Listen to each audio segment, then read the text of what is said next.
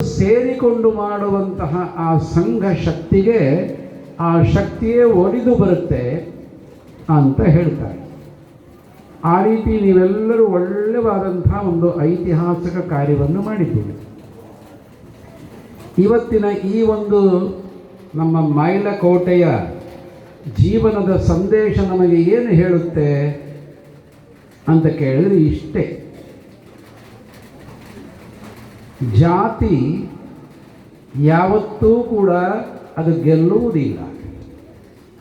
ಗೆಲ್ಲುವುದು ಯಾವುದು ಅಂದರೆ ಪ್ರೀತಿ. ಎಲ್ಲಿ ಪ್ರೀತಿ ಇರುತ್ತೋ ಅಲ್ಲಿ ಎಲ್ಲ ಜಾತಿಗಳೂ ಕೂಡ ತಲೆಬಾಗುತ್ತೆ ಅಂತ ಹೇಳ್ತಾರೆ. ಪ್ರೀತಿ ಇದ್ದಲ್ಲಿ ಅಲ್ಲಿ ಬಾಗುತ್ತೆ. ಹಾಗಾಗಿ ಪ್ರಪಂಚ ಅದು ಪ್ರೀತಿಯ ವಶ. ಅದಕ್ಕೋಸ್ಕರನೇ ಭಗವಂತ ಹೇಳೋದು ನಾನು ಪ್ರೇಮ ವಶ ಅಂತ. ಪರಮ ಪ್ರೇಮದ ವಶವಾಗಿ ನಾನಿದ್ದೇನೆ ಅಂತ. ಹೀಗೆ ಭಗವಂತ